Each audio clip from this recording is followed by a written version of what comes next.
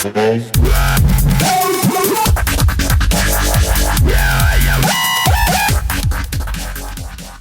what is up guys, welcome to Raw Gaming Vids and welcome to the first video of 2013.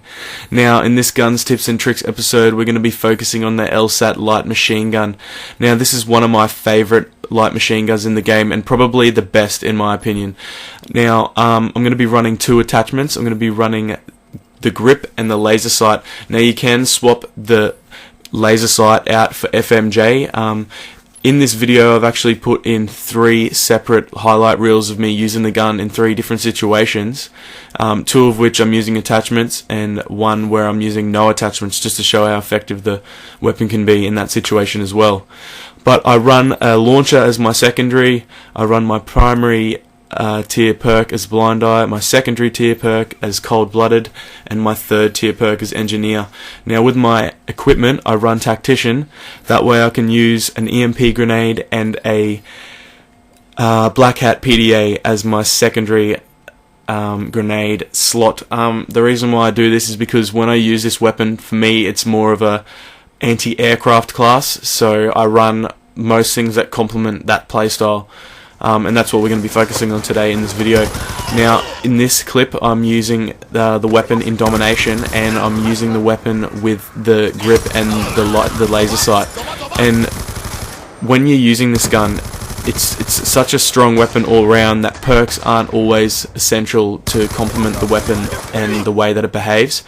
It sort of comes down more to attachments if you're going to get the best out of this weapon's performance.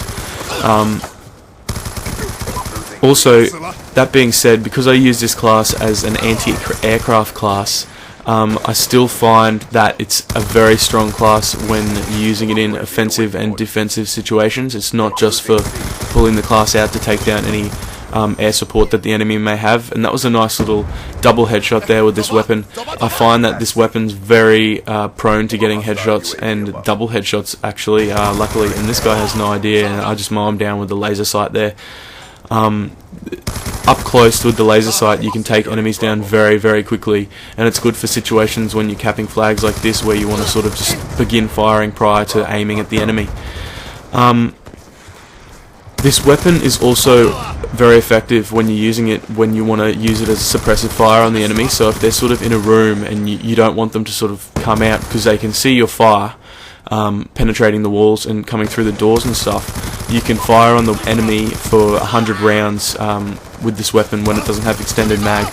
Now that is a lot, especially if you're on the run and gun, because you don't have to reload for 4, 5, even 6 kills with this weapon if you're on target. It's also a great gun for bullet hosing, like I just said.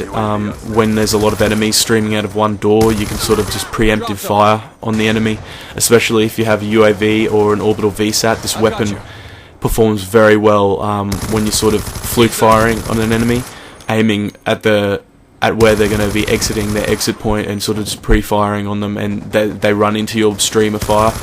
It's very effective for that sort of stuff, and I find that it's very accurate just as it is.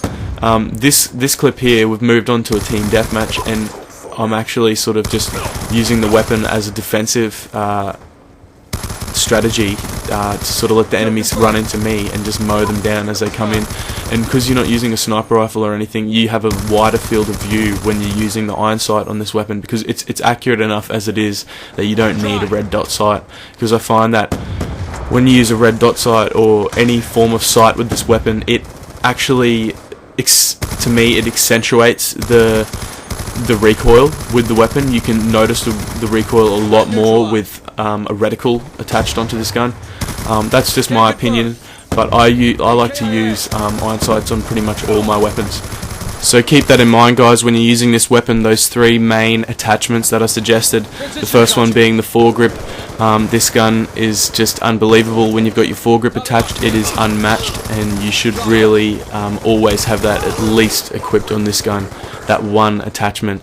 And then your 2 secondary attachments that you should sort of keep in mind or swap around based on which sort of gameplay style you're using. The first one being the laser sight for those rushing and panic situations when you're firing off the hip, and the second one being your FMJ when you're firing through walls using suppressive fire techniques, or when you're firing through objects and windows and things like that.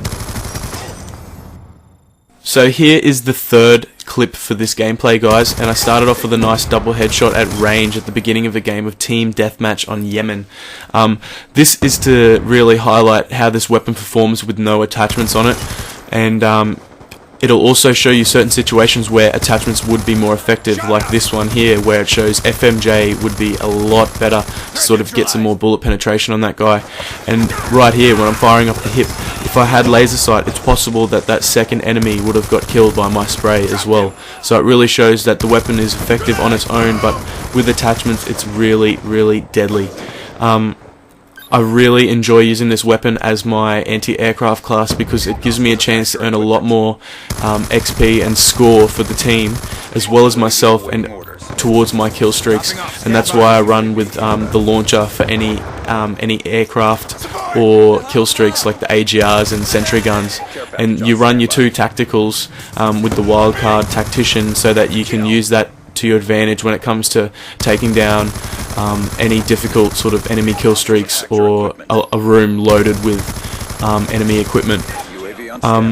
But now we're coming to the end of the video, guys, so I hope you guys give this class loadout a try, and let me know if you do in the comment section below, and don't forget to like the video and subscribe to Raw Gaming Vids for more, guys. Thanks.